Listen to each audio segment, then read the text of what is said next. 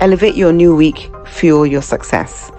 SSM invites you to kickstart each weekday with our news update Between the Lines, featuring the week's top news and analysis and the most attention-grabbing lines, deciphering world events. Hook up to SSM Monday program Between the Lines.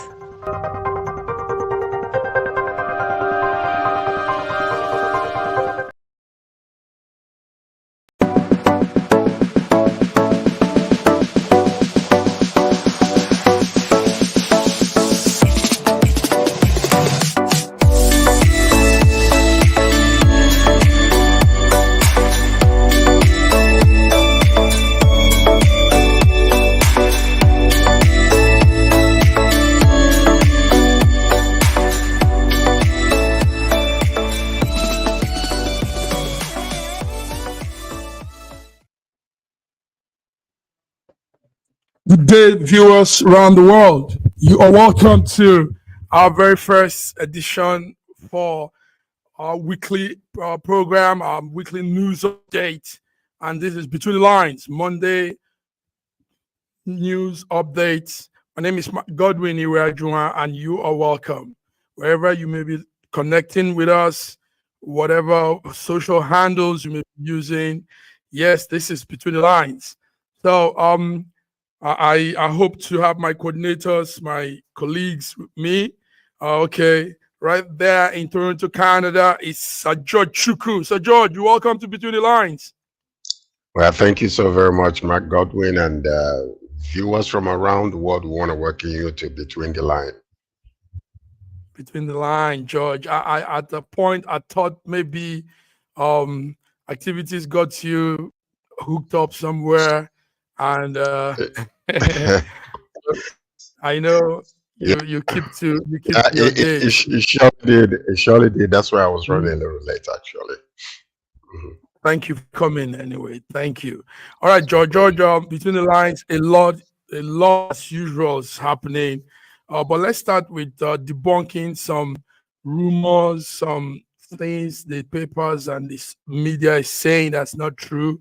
The Nigerian has refuted a viral claim that the Chief of Army Staff, Lieutenant General Tareed Lagbaja, he said he's alive, he's kicking, he's doing well. We don't know where that news came out from. Some people started putting it out that he's dead, and so we want our viewers to know that Lieutenant General Tareed Lagbaja, the Chief of Army Staff, is very much alive. He's okay, and it's a fake news that he's late. But before we continue, let's bring also Ogbeni Olayinkaraji. Ogbeni Olayinkaraji, hope you're there. Okay, George, you want to say anything about this news? Well, I mean, it is so sad that, I don't know why we look into these negative things and, fake news about people. When news pass from one level to another, it changes hands and changes direction.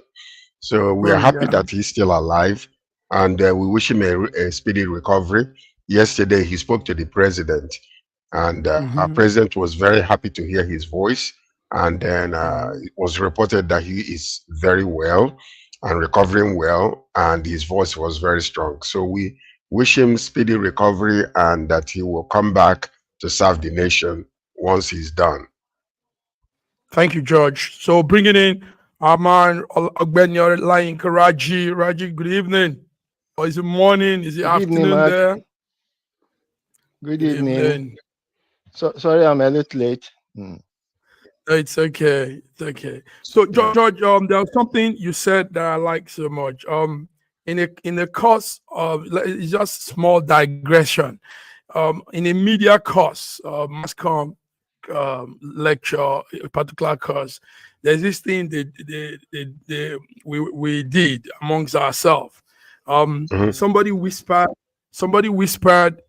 two lines of a word, like, for example, this is a dog, this is a dog. It's clear, simple. Now, the whisper had to go around the whole class, the whole students. Guess what, George and Raji? By the time they asked the man, the last guy, what was it that he heard? Guess he said something totally, completely off from this is a dog. So what I'm saying is how rumor. Something like the dog is running on the wall. He just. The aspect of this, Massive Mark, the other aspect of this is that sometimes people know that such news actually are not real, but they want to report it because they know it's going to go viral. And that is one thing that I really hate about this. Yeah, sensational news, because bad news sells. Therefore, if I say that Labaja is dead, the whole entire nation will come out and say, oh my God, what are we going to do? What is Tinubu going to do? Are we on our autopilot when it comes to our defense system and all that kind of stuff? But the truth of the matter is very possible that the instigator and the person who started this knew that it was a fake news, but they want to do it because they want the crowd, and all that kind of statistics they have these days in social media. That's it, George. That's it. So yes, go ahead, Raji. Sometimes also the details is outside of the headlines. The headlines will draw you to buy the product, but inside in the main story, you will not see anything that goes with the headlines. It's related to that particular story. I'm very, very happy that General Lagbaja is alive. General Lagbaja's town, my own town, formed the same local government of Irepodun in Osun State. So he's my town man. So, and it's the first time that somebody from our area has risen to that very high level. So we are guiding him with all that we have. He will be alive and well. Amen. And finish his job, finish his tenure. Thank you, Raji. So this is what we do here. Viewers, SSM is known for, these gentlemen out here, these are distinguished gentlemen. We were known to say things the way the exact, we do our best to get you verified news, authenticated news, and not just sensational news. We don't want to, we're not interested in numbers. Yes, the numbers could come, but we're more interested in giving out the real updates. Thank you, gentlemen. Thank you for that. Factual. So moving on, let's go down to close to George. So George, Harris and Trump are fighting to get the Arab American votes. We had Michigan is a big struggle because the Arabs are there and you need everybody. Arab, non-Arab, Mexico, everybody needs to vote for the candidate. So, George, what's that story? Tell us. How is it? How is the battle like? Well, the story is the battleground of Wisconsin, and then you have Pennsylvania, you have Wisconsin, and then you have I think it's Detroit, Michigan. So these are battleground states where, the determination will be whether they will go for the Republican candidate or the Democratic candidate. But the point is this: what we are seeing there is Harris is in a very precarious situation simply because of Benjamin Netanyahu refusing to accept, the conditions being given in order for this war to end at an appropriate time. And then a lot of people, and then also on Trump's side, Trump will never give you any specific. He will just throw the wars in the air. You see, this weekend he went into frying burgers and French fries and distributing it because that's what he wanted to do.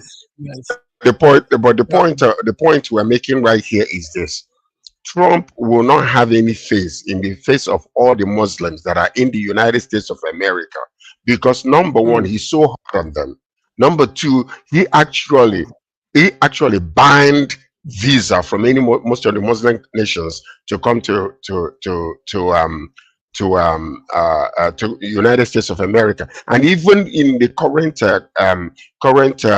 campaign, he also doubled down that he will ban everyone from that Gaza Strip from coming to United States of America. So these are the things that you have.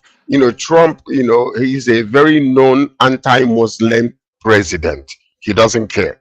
And he don't care whether you care or not, because he is directing his information to a specific group of people that don't like foreigners. So that's what you're seeing in this particular campaign. But meanwhile, when it comes to these battleground states, when you're asking specific questions, he will not be able to give it to you. So because he knows that really he doesn't care, but he will have to do what he got to do in order to get some votes from these people. Now, Raji, do you think Trump doesn't care? I don't expect any candidate to be so specific about his strategies and tactics. So I don't have anything against Trump for not being so specific.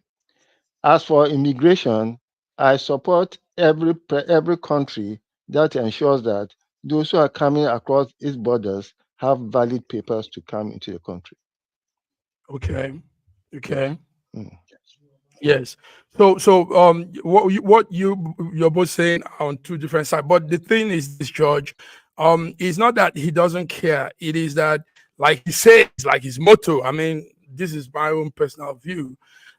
America first, and whoever also lies in that geographical location called America, then that person comes first. And now what is that first? It means it is the interest of the people first before outsiders. I mean, me and you know that the Syrian war, the Iraq war, and all of these Middle East war, it wasn't today. It has been years coming.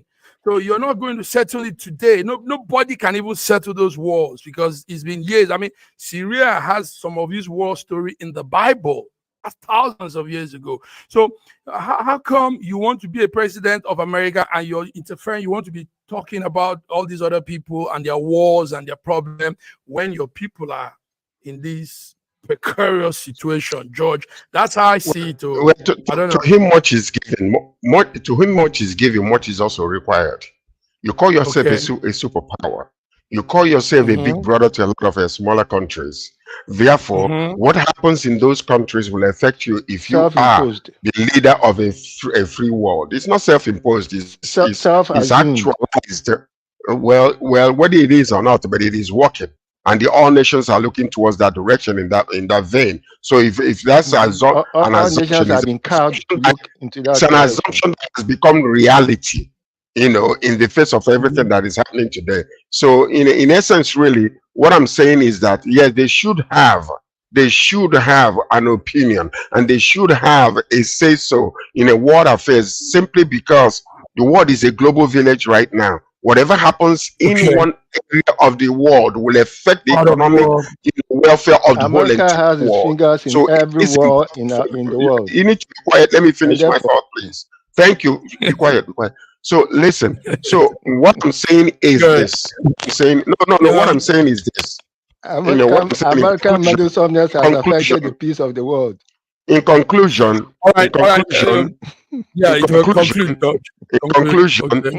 American presidents, when they are running, ought to have a detailed information about world affairs, and they have to actually, speak about their own, their own policy in those areas, and how it will affect the world and how it will affect America. Okay. That's true. Anyway, international diplomacy. Yeah, push has come to shove. Sorry. To put it in my native words, America has carried termite infested wood into his own house. And therefore, he has to deal with termites. Yes, he has to deal with the termites. Viewers, you are tuned into Between the Lines Monday, and yes, we're excited about the topics we say. So we say with passion. That's why you see the back and forth, viewers. George, we have quite a number of people listening. In lieu to that, in follow up to the Muslim community going out for the Arab American support, Trump, yes, pulled out some very good stunts during the weekend. Let's see this video before we continue. I'm looking for a job, and I've always wanted to work at McDonald's, but I never did. I'm running against somebody that said she did, but it turned out to be a totally phony story. So, President Trump! Well, that's a good-looking group. Hello, everybody. Crazy. I'm having a lot of fun here, everybody. We'll take news of it. Yes, George. That's a good stunt. That's a good one. It's a very funny good stunt, because the truth of the matter is the person who worked at McDonald's to pay for her school fees was Kamala Harris. You know, when she was doing her MBA, she actually worked there. But you see, that's exactly the conversation we're having now, because you can pull the stunts that will make a man who inherited millions of dollars in his coffers, you know, as a sort of a business mogul, to go to McDonald's and try to, you know, penetrate that crowd and say, I am the real person who is frying burgers, not people who actually did the work.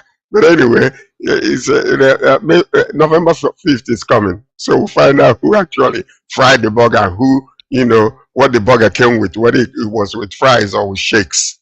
Raji, yes. Raji, don't you like that? No, but me like personally like that stunts. Yes, it's a stunt. It was a good. It's a good movie. It's a good movie. Trump is a man of the people. Aha. Yes, we saw that crowd. Let's see that again. And I've always wanted to work at McDonald's. I never did. I'm running against somebody that said she did, but it turned out to be a totally phony story. So, President Trump! Well, that's a good-looking group. Hello, everybody. I'm having a lot of fun here, everybody. We'll take news of it.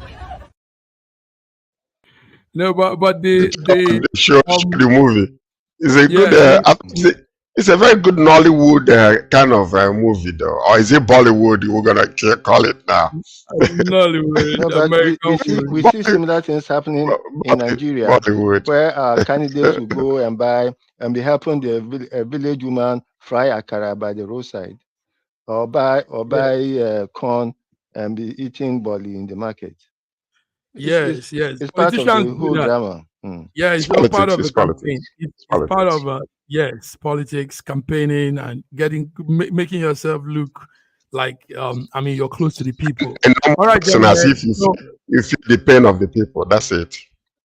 Yes. So let's move on. So we hope we hope the Arab American will choose wisely in the midst of all this crisis, because you guys didn't even talk about how this crisis in the Middle East could affect their choice. You know, who's for the Israelis, who's for the Arabs, and all that. I mean, these are real tight, tough decisions to make at this point in time. Raji, don't you think so?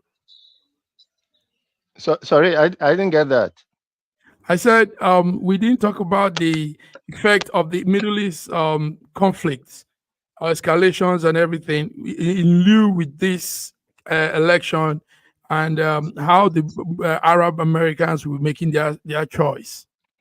What do you think, Raji? It will be obvious on the 7th of November. The Arab people tend to be very, very laid back in their decision making, and they will speak on the 7th of November. If we could actually separate the Arab vote, 5th, okay. If we could actually follow each Arab or each Muslim voting, you will see that they are going to vote with their heart and with their because they are all affected seriously. They are all saddened by the devastation, by the ethnic cleansing that is going on in Gaza, and which has now been brought under a blanket news blanket, so that you can hardly hear whatever is happening in Gaza anymore. Meanwhile, there's killing every day. Hospitals are closed down, are shut down. People are killed every day in Gaza. It is ongoing, and there's starvation. Al Jazeera is still in Gaza, so we are not shut off from anything. Al Jazeera is still in Gaza. Al Jazeera was closed from Gaza for 45 days, and it is still running. From Gaza, from Israel, from Gaza, they're still there. They're still reporting. They're still reporting there. So I'm getting closed down in Gaza. Fresh news from Al Jazeera about the war and the number of people that are being killed. So I'm getting fresh news from them. So they have reporters there, and they're reporting. to their own people and the people that they, they That's watch correct, them. Raji. Yes, That's correct. yes. So They were only taken so off from the Israel side, not that's it. So they still reported. So now another thing also, the effect of this whole entire thing is that there are two groups of people: the Gen X and Gen Y, Gen Zs. What you're seeing is that without understanding some of the implications of what is really happening, the inceptions of it, and the processes by which they came to this place. What you are seeing, a lot of students are making decisions based on politicization of the whole entire saga. Now, when you go down to the to the nitty-gritty and begin to understand, there are two different groups of people. Number one, they're still crying, release our hostages if you want to negotiate. Why are you still holding my hostages? You came to my land, you killed my people, you took some of my hostages, and I have released a lot of, it's been a prisoner exchange, for even between that time. Why can't you release my hostages? And what you saw a few weeks ago was 6 of them or 7 of them that was massacred, and their bodies left. And the DNA of this Sinwa was there, which means that he was around these people. He ordered the killing of these people. So what you are saying, we need to be balanced in our views. We cannot be one-sided when you're talking about situations that affect people's lives. Yes, people are dying in Gaza, but we need peace in that place. But one of the major things that the Hamas can do in order to say, okay, we are tired of what is really going on. We know we started this. We lost more people than you guys. Okay, take your hostages and let's negotiate peace. That would be a good move to make. Don't hold my hostages, and I don't know how many of them are still alive. The ones that I saw a few weeks ago, you killed, cold blood killing, and then you're still talking about peace. No, release my hostages. Let's sit down and talk and come to a common level of understanding that will affect both territories and then the world at large. That's what I think. Sir George, you started by saying that the Gen Z don't understand the situation. You are they don't understand how very shallow and how very biased your own opinion is about the situation in the Middle East concerning Gaza and Israel. How can it be shallow? Please let's go on. How can it be shallow? How can it be shallow? People, hold on a second. Hold on. Okay. In Canada here, University of Toronto, the students held, and they refused to leave the field because they say until the war ends that they will not leave. They were taking the court because they were occupying a private property. But when you go there and talk to most of the students who were participating in this particular event, most of them, 90% of them did not even know about the stories behind. They did not know. So what are you talking about shallow? I'm talking about where I'm from. I don't know where you're from. I don't know who students you're talking to. I'm talking to you about how shallow and biased your views are. Please, anyway, let's move on. One story that is not shallow and is not biased is that the picture you see there is the picture on that October 7th. And the young lady you see there is Cheryl Golan. Cheryl Golan has committed suicide. She took her own life because she failed to recover from the trauma of that October 7th. And it happened this morning in Israel. Cheryl Golan was one of those people that had to run for their life. And all that happened on that October the 7th. So she was found dead in her apartment close to northwest Israel. And on her 22nd birthday, that was yesterday, she committed suicide. So, gentlemen, this one is not, this is it. So what we are saying also here in the studio is that a lot of these victims will be going through this kind of situation, and maybe we might have more suicide cases. Raji, this is real. So what will you say about Cheryl Golan, 22-year-old committed suicide? What will I say about one life against 45,000 others? What will I say about one life and more than 2 million people starving at the moment? Please, let's go on with the program. So, George, no sympathy for family of that's the exactly girl. what we're talking. Well, that's what we're talking about, and that's the reason why. That's the reason why it is so important for us to ensure that some of these nations, what I call the bullying nations, who do not understand, have no conscience whatsoever about things that are going on. A young lady who was minding her own business in a having fun in a concert was attacked by animals. That's what I call them, animals. Because anybody that can do stuff like that they did, they are animals. They are not humans.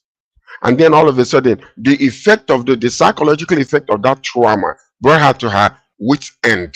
And then you're talking about what? So this was the day when this stuff started, when they came and killed more than 1,200 people.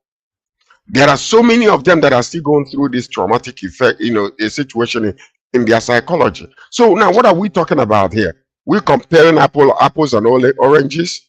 No, we're not doing that. What we are saying is one life lost is a bad one. We don't want that. My condolences to the family, because the brother was talking about, this difficulty that she has encountered ever since the inception of this thing, in the past year. So we feel so sad that a young life will be lost, will be wasted prematurely, simply because of what? Because of this attack. Yes. So now, all of a sudden, the other nations are standing by, fueling the Hamas, fueling the Hezbollah, fueling the Houthis, all in the name of annihilating a small nation, the smallest nation among them. And then you think they're going to fold their hands while you're still holding their hostages? Come on, man. Come on. Come on, man. George is giving it to us as it is, right where he is. No, we have viewers, to be analysis. You're tuning into Between the Line, Monday, 21st October 2024. And we just gave you the news of the tragedy at that Novel Festival Survival that eventually killed herself. Yesterday, her birthday, 22nd birthday, she took her own life. And the story is recovering. She found it hard to recover from the trauma. She failed to recover. So our condolence to the family. And also, yes, Raji, we understand what you're trying to say, but you can't understand. No, why not? There's no way we can understand. We can't understand. There's no way, because No, because there is what you call. Let's go on with the program and not turn this into a sympathy. No, Raji, this is part of the program. Raji, listen. Okay. George, let me say this. But Raji, no emotion. You're a press man. You're a newsman. You're a media personality. You, even if you have your side, you don't show it. You don't. I mean, this is life. This is what life is. Life, you can never suit all of us at the same time. There will always be differences. So, but that doesn't mean we can't do what we have to do. So do what you have to do. Give your beats. Give your views, and that's it.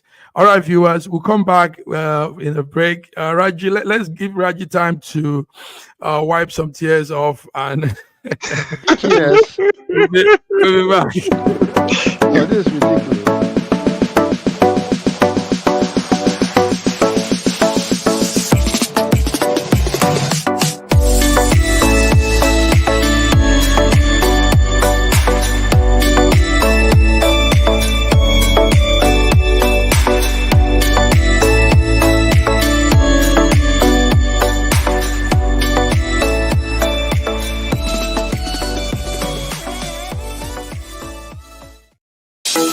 In a world where news flies around every minute, you need the ability to relate and connect with what matters and stay up to date.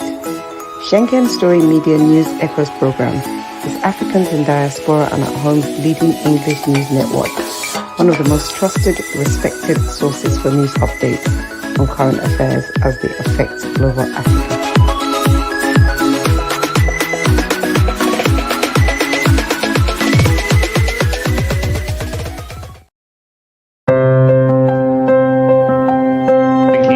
Who joined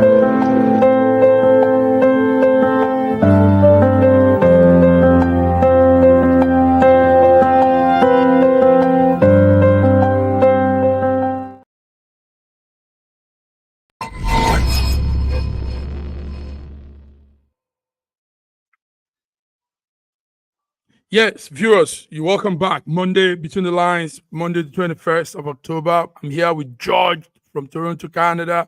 I'm here with Raji Olayinka from Lagos, Nigeria. Gentlemen, still on some other news, we're getting some very interesting stories here. In Australia, I know you all know the King Charles and Queen Camilla began an Australian tour, and this will be his first time to visit Australia, after becoming the king.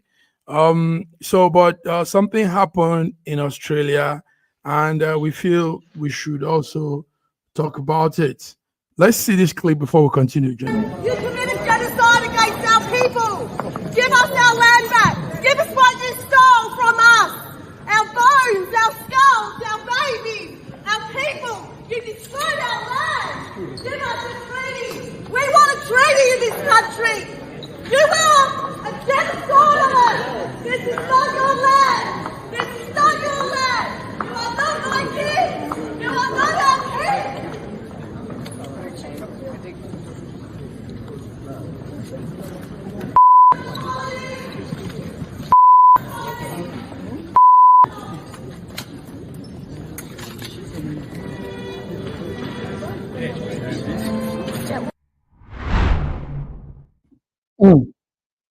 George, Raji, that's a very strong one. Now, what you just saw was a politician. She's actually an Australian politician.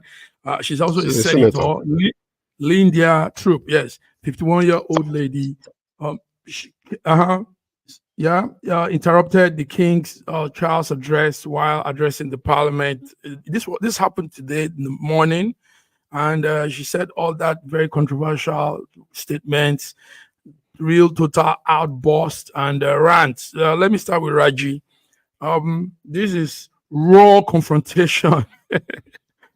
I don't know if the mother queen before during her time had things like this, but there's this consciousness in people now. People are very aware of so many things, and they don't align again with some of the ways of life. Raji, tell us, what do you think about this Australian encounter? No, the Aborigines, just like the Indians, the so-called Indians of North America, and the indigenous people of South America, indigenous peoples all over the world who have come under colonialist oppression, still bear the scars of the violence that they have to suffer under the colonialists who came into their land and worked roughshod over them, over their ancestral homes, over their over their land, over their properties with disgusting arrogance. Disgusting arrogance. The way that the Aborigines were seriously eliminated and removed from the most fertile parts of the land by armed robbers and thieves and vagabonds who were taken from England and settled far away from home, so that their vagabond nature, their thievery and everything will not affect the proper behavior of the people at home. Almost everybody who was taken, who was taken across the ocean from England to Australia were vagabonds, were thieves, were robbers, were prisoners. They had to resettle them from society. So their offsprings are those who are now ruling Australia, and they did evil to the indigenous people, just that the Americans, the Europeans who were brought in from Europe, who came from Europe, the Pilgrims brothers and all those who came from Europe into North America, and the Spaniards and the Portuguese who came into South America, devastated the whole land of the Americas and replaced themselves with over the land and moved other indigenous people into reservations. It's the same thing. So it is the offsprings of those Aborigines who are now rising up even though they are in the very, very minority now, but they still have a voice. But they still have a voice. They still Thank you have a very voice. much. Yes, George, Raji has given a more in-depth intro to the woman, but the thing is, she's also she represents her constituent, and she's not like an ordinary person. First Aborigine member in the House, but we shouldn't. I mean, couldn't she have held herself back and be a little bit? I mean, I'm just saying, George. Bring some courtesy. You have a visitor in your country addressing your house, and there was that outburst. Well, she's been a very vocal individual. She's done quite a few number of things in the past. There was an incident that took place where she was lying on the road and refused to give way, for cars and pedestrians because she was actually protesting. So we see, is there truth in what she's saying? There is elements of truth to it. I mean, what happened decades ago, a few centuries ago, among black people, the Indians that were in Americas, even Canada here, Australia, some of those people that were displaced, they're coming down to the wire to recognize those indigenous people. Like in Canada right now, there's no activity that you would do, public activity, without acknowledging those people. And Justin Trudeau, our prime minister, apologized to them, profusely, especially when certain incidents took place where in some Catholic churches, where masses of 200 and something children were buried, and no report was given the way they were they were killed or they died. And these are people that were looking after these young people, took them to educate them from their parents, and then possibly abused and massacred them. And though these graves are still there. So when you really think about those things, to the extent to, what some nations had to go through in order to acquire the land, and they're still, they're still doing the same thing, marginalizing the indigenous, the people that actually, originated the land. It's just almost like when they were talking about Christopher Columbus discovered America. Were there not people in that place occupying the land when he discovered it? How could he discover something that was already in existence and then people were already living in it? So these are the questions we have to ask. Sometimes we have to go back into history, because what she did is part of the pain that they're going through, and especially with the royal family. There are so many voices that are rising now that they need to stop all that royalty and all that kind of stuff. But I think it's beautiful. I like it personally. I admire them, and I like the blue blood, of which I'm part of that blue blood too. Okay, viewers, that's what we saw today as King Charles and Queen Camilla began their Australian tour. He was there in the House, Australian Parliament, and this lady you see there, first Aborigine woman to represent her constituent in the House of Senate. And she just gave an outburst, spoke her mind.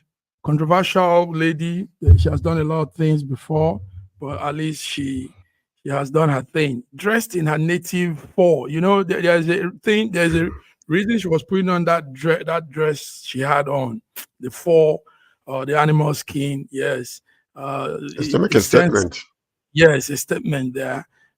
She said, "You stole from us our bones, our skulls, our babies, our people. You destroyed our land. You destroyed our land." So now, Charles, this is a wake-up call to Charles. Well, I mean, listen, to be a leader in the public, whether it is through self-appointed or democratical, or through lineage like Prince Charles. I mean, they've always had oppositions, and they will always have oppositions. So they're used to this type of situation when they go around the world. So I mean, I don't think this is like a big news for them, or it's a surprising thing for them. So I think they're used to it, because you will always have opposition. Ask the presidents and then find out. Yes. Raji, go ahead. Now, is it because their conscience has been so have been so cinched that they don't feel any, they don't have any feelings for the people they oppressed. So the people who have been repressed and oppressed for many years have the right to raise up and voice. Even if you are not paying reparations, please give us our land. You stole our land. You walked roughshod over. That reminds me about the invasion of Benin. Residents in a lot of British museums are awesome, aesthetic, beautiful artifacts that they stole from Benin, that they took from Benin, and put in their museums.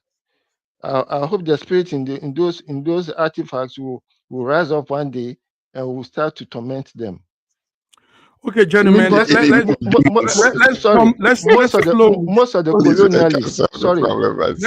colonialists were ruffians, were the very, very lowest in the society. They were just unleashed onto the world. And when they came to superior civilization, they had no clue. Okay, thank you, Raji. You are still tuned to Between the Lines.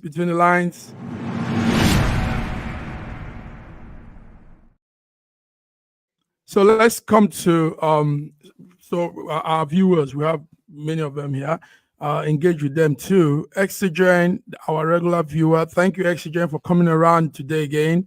He said that this was when we were talking about the Israel Hamas situation. He said only Israel can solve the problem by seeing Palestinians as human beings under Hamas terror. Owning the land is Israel's only preoccupation. That's Exogen's comments there. Now, when we were talking about this whole the king in Australia, he said human beings are complex. It is only in Africa that people voluntarily forgo their own land, their own God in favor of other people's God. Exogen, thank you for your comments. Yes, awesome. Different things happening. The world has so much going on, and in fact, sometimes you wonder: is the world becoming Indian now, where they worship millions of God, or is it one God? Because it's saying their own God, our own God. Is it our own God? Because we all have the red blood flowing through us, but under one God. So I don't think there is a question about forsaking their own God. Your deity is not my deity. We have different gods. We have different. I don't have one Father, only one God. Only one God. Okay, is the reason why a lot of Africans are entirely confused. No, we are not. We come to the knowledge of the truth. No, okay, George is going to. Yeah. George is going to set up a religious talk show very soon. George, we know we're talking about that, so that we can also look into those issues of religion, because it's complex now. It's creating confusion, a lot of misunderstanding, misconception. All that is happening. So George will come to that. Exogen, thank you. Exogen still says there is only one God. Then we, the one we create, he says. Exactly. So Exogen, we hope to have you. Every race makes God in his own likeness. Every race makes God in his own likeness. Okay, before we continue with the other topics, the few mere months we have, let's bring in this doctor from Russia, Dr. Godwin Ibe. Where have you been? Godwin, how are you? What front? He was standing in line to get a haircut. You remember the last haircut he had? That was so handsome. I am waiting. We can't hear him. Godwin, we can't hear you. Get the mic running. Godwin, we can't hear you. Am I audible now? Am I audible now? Yes. Yeah. How was the barber? nice to hear your voice again. For 2 weeks now. I'm happy to be here with you and to connect with the fans and viewers once again. I've had a very busy week. As I tell you today, we've had lots of Lots of, not just lots of work from my personal life, but also managing the Nigerian community here in terms of diasporans. We were having issues with deportations and stranded people. And then today we've just been able to at least get some food to some of them and ensure they're on a flight back home to Nigeria.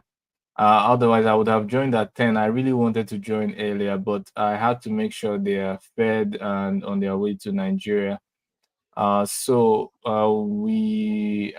had to make sure the authorities are well aware, like the embassy, the Ministry of Foreign Affairs. I tried to contact the Senate. So everyone is aware of what's going on and how our people were treated, so that we can avoid such kind of horrible situation next time. So I apologize for being late today, No, it's but okay. that's It's okay. It's good. It's good you're coming now, because what we were about to say, I was even going to say we wish Godwin would be here. Yela Navinaya, trying to get the name, the wife of that late Russian opposition leader Alex. She said, Navalny, yeah, that's the name. She said she intends to return to Russia and run for presidency if the present president is not there. How, first of all, how is her relationship with Russia? We know all that happened with the husband and all that. Tell us, can she run for presidency come whenever she wants to? She can run, but she can't win. It's impossible, because it's even it's easier for a camel to pass through the eye of a needle. Our president has the backing of the people, and especially with these broad sanctions that are placed on Russians, you've alienated anybody who could even not be involved in politics. Someone who doesn't even care about politics, who just wants to go shopping, and is told that he can't go shopping because somebody placed sanction on them. They're just going to develop some resentment and hatred for everything that is connected with that inability to make a purchase. It's not, and if she's having any connection with such people, obviously the broad population will not support her. So it's not about you can be emotional about it all you like, but the fact is that this is just playing to her core base, which I understand. She can have her core audience, her core base, which support her. Probably there are a few of them, no doubt, but it's not enough to cause any political landscape in Russia, and that's just elementary fact. George, do you think George, are you there? Do you think Godwin has given us an insight very well. Since the passing of that man, a lot has happened, and we've seen so much happening in Russia. Do you think this woman can come in and run and part of governance from what Godwin has said? George, what do you think? Well, listen. Intelligent people, when you are intelligent, you have to access knowledge and intelligence based on what you desire and then what is surrounding it. Number one is Russia is Russia. Russia is not Nigeria. Russia is not United States of America. Neither is it Britain. Russia is Russia. Russia is a place where they are governed by a president and they seem to be popular. So, and then the husband of this woman came out. He was away after he survived the assassination attempt, but he came back into the same country again.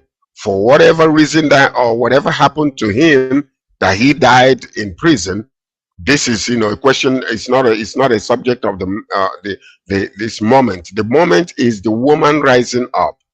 To me, it's almost like when the leader of this what do you call them again in Russia came against the president. What's his name that died? The Wagner group. Prigozhin. Yeah, the Wagner group. Prigozhin. Prigozhin. when he did what he did, the first thing that came out of my mouth was, "Are you crazy? Do you not understand where you are? Do you want to commit suicide?" Because this is how it is. Is it because we're in a world now where everybody can come and say whatever they want to say and get away with it? No, because if you know a leader who is your leader and you know the type of government he's set up, why do you want to go over there and just mess yourself up? Don't you?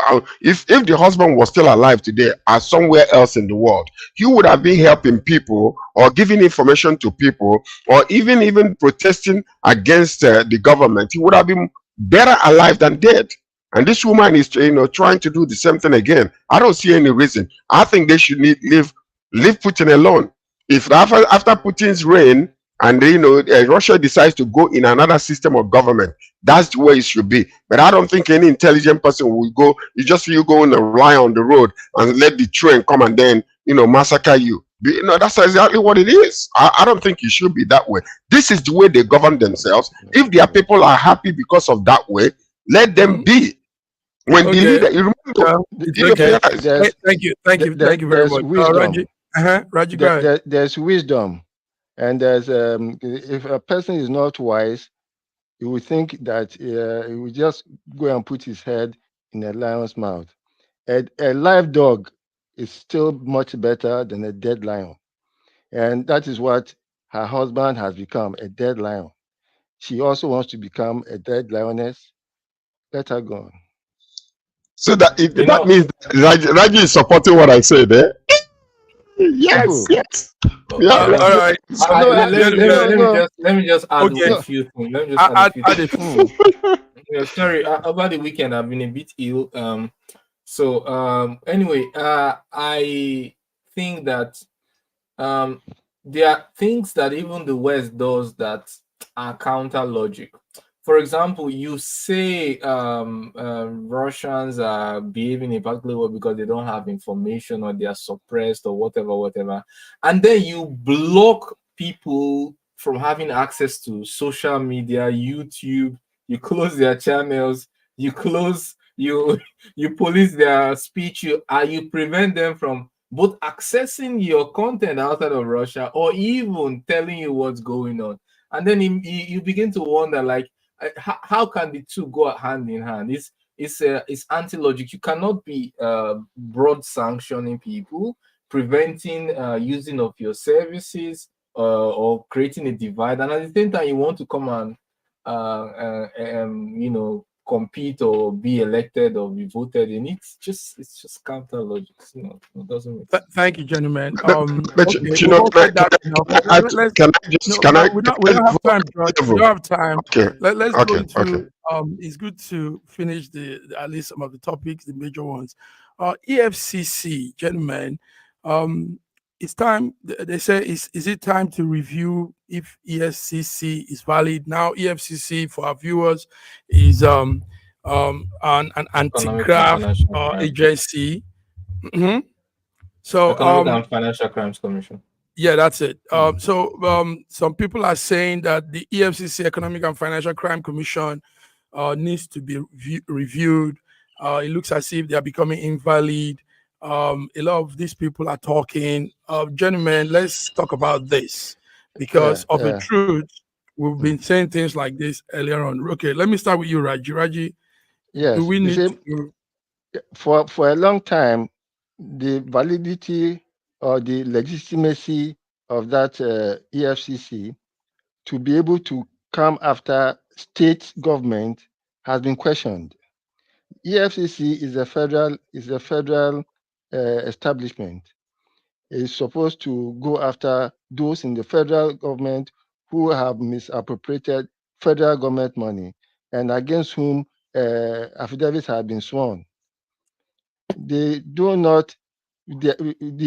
If it weren't that Obasanjo was the person in charge of in bringing out the EFCC, and because of his bullying nature, if it wasn't because of that, it is for that EFCC has been able to make noise. Otherwise, EFCC ought to have been challenged ab initio, so that there will be clarity about the powers that the EFCC has, especially over the states. Clarity over the state. George, about the powers. one man, a Nigerian human rights activist and one-time former president of Nigerian Bar Association. That's Olisa. Olisa, we have his picture there. Yes, he said it's time to review EFCC. And some other people also said same. Even some 16 governors presently are challenging the legality of EFCC. 16 governors, 16, not one, not two, but 16. George, what do you think? Has EFCC outlived its usefulness, or are they just an institution is as good as how effective they are in the vision that they have prescribed that they are pursuing. What we have seen today is that EFCC have been so politicized. And EFCC is supposed to be an independent organization, just like FBI or some of these other nations, that have, financial crime or CIA or whatever the case might be. So, but what we have seen is that our own central bank is under the coffers and under the direction of our president. EFCC also dances to the tune of the president and everything else. So what we are seeing, even the inception of EFCC has been questioned because, in creating EFCC, they did not go to the House of Assembly to get permission or to even vote whether it was legal, constitutionally legal to start an organization like that. It was just formed. So one of the things that they're fighting against right now is the legality of their existence, number one. Number two, efficiency of their existence, because, somebody was arguing last week about, oh, they have saved so much money and all that kind of stuff. But the fact of the matter is, when you check the way they have operated, the impunity in which you see factions of the government arm in the security apparatus fighting with each other, there are no well-defined ways of operation by one to another. You see EFCC fighting against another group. Some of the things EFCC actually is doing is the police work. So all of a sudden, when they are caught and every one of them gets there, they begin to fight with one another. So really, we need to really check, go back to the drawing board, go to the foundation when this was started. Maybe we need to reverse and go back again and check whether we need to restart another organization and then give it a well-defined goals and parameters in which they can work, and how they're going to work with other government forces, because that's the confusion that we are having today. So the head of the EFCC, who said that if Yaya Bello was not put in prison, or that if I did not arrest him, I would resign, he's still there. That's why we have to be careful when we talk publicly. How can emotionalize things? No, seriously, though. Yeah, thank you, George. Good one. Godwin, yes, the Economic and Financial Crime Commission. A lot is going on, but the one man there says, the media man there says, Nigeria cannot survive without EFCC. That's the Wilson, the EFCC spokesman. Do you think we cannot survive? What do you expect him to say? I don't like when we chase shadows. Yeah, we go for the smoke, but not the fire. If you close the EFCC today, another one can be formed. They can call it CCFE or DSS or SSD. It doesn't matter. The point is that if there's unchecked power from a particular arm of the government, they will find a way to instill that authority and to politically witch hunt anyone they want. It doesn't matter under what umbrella it's going to be called. You're fighting over just 4 letters, EFCC. Can be changed to ZZZZ and still achieve the same thing. No, it's not. It's true. It's not that simple. There's ICPC. There's already ICPC, which does similar things. Look. In the absence of EFCC, in the absence of EFCC and ZZZZ, the police can be empowered to do the same thing the EFCC is doing. Of course. It will not even take any National Assembly. It will not take any formal party. There will be no ceremony. Just the Inspector General will just go and do some things. It's just very, very simple. So let us stop chasing shadows. The point is that we have to all together, as citizens, as good citizens, be good citizens first of all. That we should not stop all this party politics, all this tribal politics, and really define what we want to move us forward. And not when we move beyond party politics and tribal politics, we'll be able to select a candidate that could really lead us to where we need to be as the giant of Africa. Like I always say on this show, most of Nigeria's problem can be solved within 6 months, and I always stand by that statement. If we have someone serious who has our interests at heart, in 6 months, the difference should be as clear as 7-Up. So any other thing is just beating around the bush. Let us stop party politics, tribal, come together. And then anybody, any power that be, whether it's the government, or even the military, which guarantees the democracy, we see that the citizenry are united. In that case, we'll be able to force through what we want for our betterment. What we want for betterment. You know the reason why I'm 100% behind what Dr. Godwin is saying. I remember years ago when I came back when Idi Abo was ruling Nigeria, because he was the one that was ruling Nigeria, and it was in 3 months when he started. When I came back home from the US, what I saw with my eyes amazed me. In less than 3 months, the kind of discipline that they had in Nigeria, every Tom, Dick, and Harry was in participation, cleaning the nation. You go through the road, or it's like, you can sit down on the road and eat. That was it. You go to the banks, everybody stands in line. This is no special occasion, backdoor type of situation. It was so clean and so clean. Even restaurants, you go to restaurants, people were standing in line. No more, come and sit here. No, it was, I saw it with my own eyes. So I believe what he said. See, Nigerians are good people. All Nigeria needs is a good Nigerian leader, and they will follow that person. When we tear down all the rhetorics about, religious bigotry and tribal sentiments and all that, tear it down. One Nigeria, we will see that nation in less than 6 months become the pride of Africa and the pride of those that love it around the world. I'm telling you, I believe that. Godwin, thank you. Well done. Thank you, George. Exogen is still with us, and he's making comments. He's thanking Dr. Ibe for helping stranded Nigerians. So you're doing a good job. You're doing God's job, Dr. Ibe. Dr. Ibe, your man is congratulating you. Okay. We have 3 minutes, so we'll just make it a fast one. I don't like to go with sensational news, but there's this one that is having more momentum on the social space, and that's to do with a young fella. I don't know if I'll call him a man or a woman, Bobrisky. Bobrisky and the man. Bobrisky is a man. Now, why it concerns us here? It's not the Bobrisky story. It's not the personality. YouTube is sensitive to definitions. Yeah, it's not the Bobrisky personality, but what the young man, the social advocate, a very dark man, what he brought out, that our judiciary is not as transparent as we think.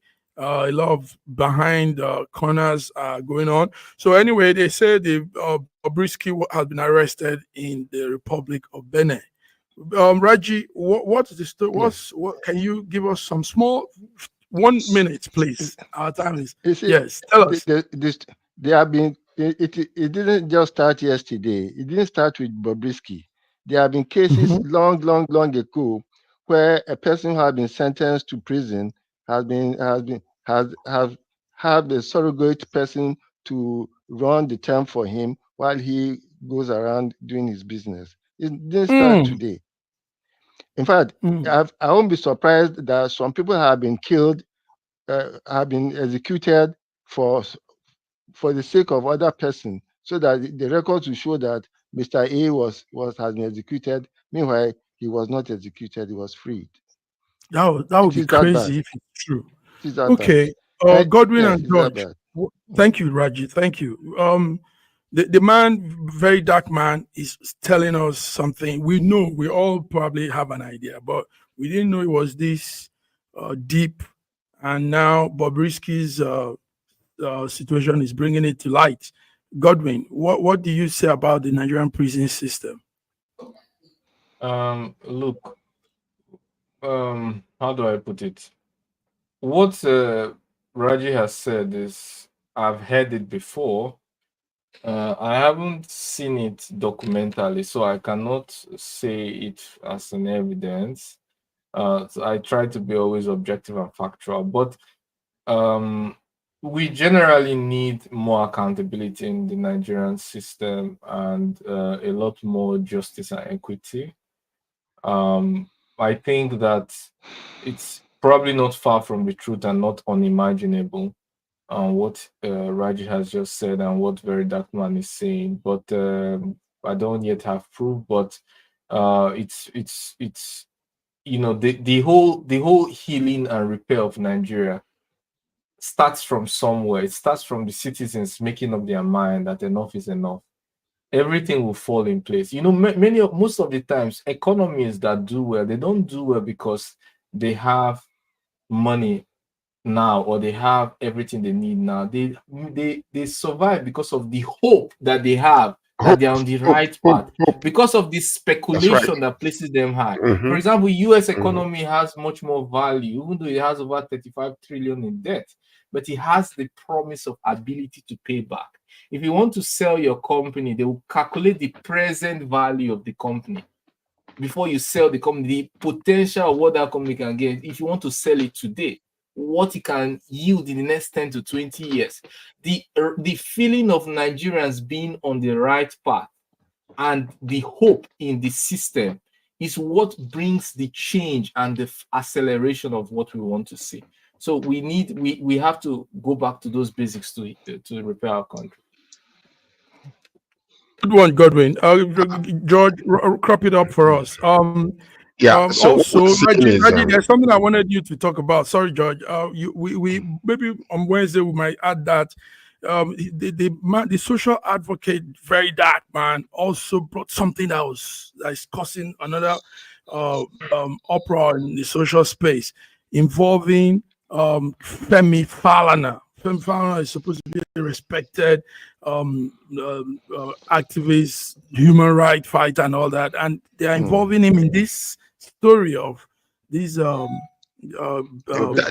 what I wanted to add to this whole entire saga. The whole saga is evolving.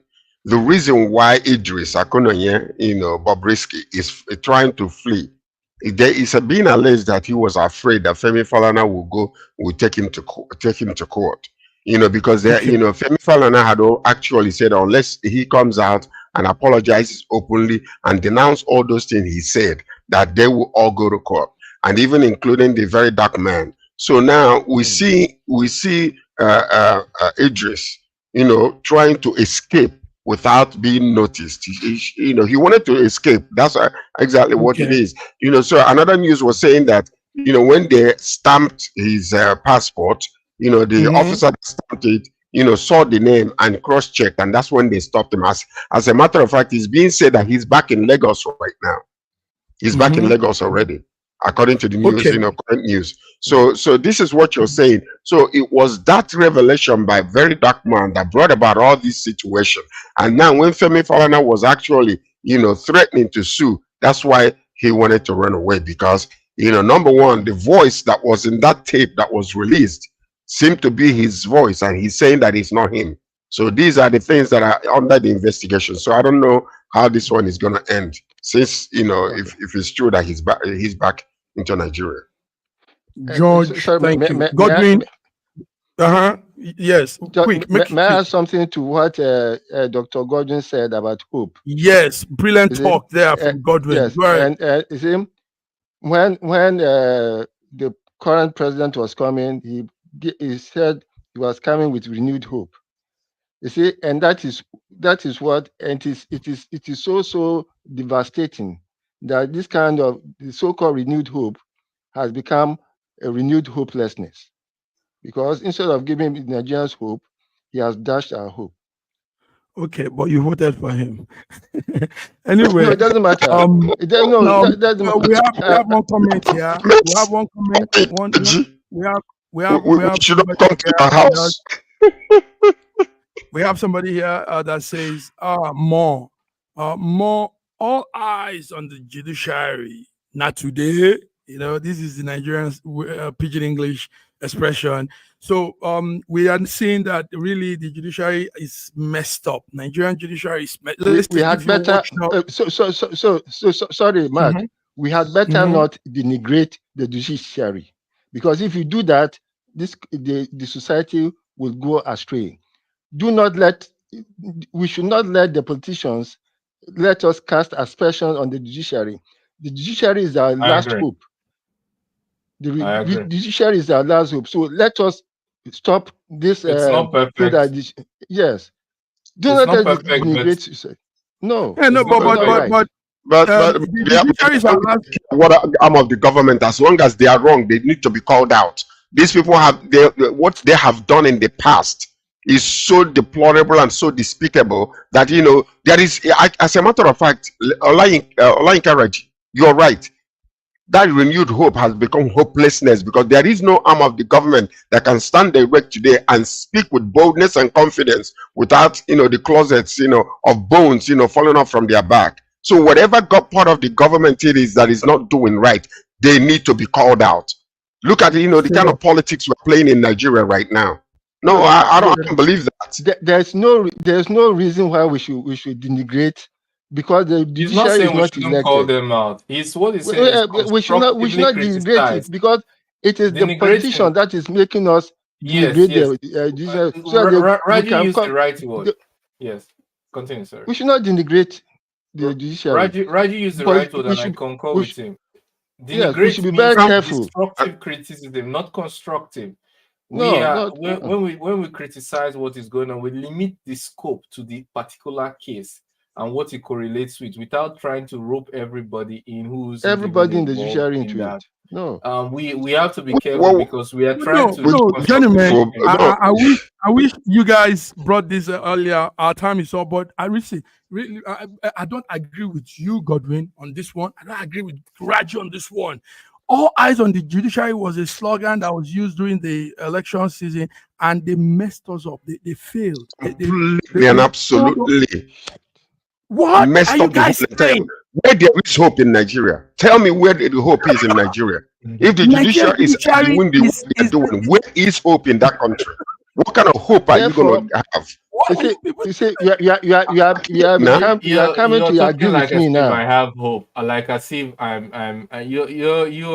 you're talking like as if I said that there's something to, like, there's visible hope or tangible hope to touch. Now, I didn't say that. What I'm saying is that we have to be business minded.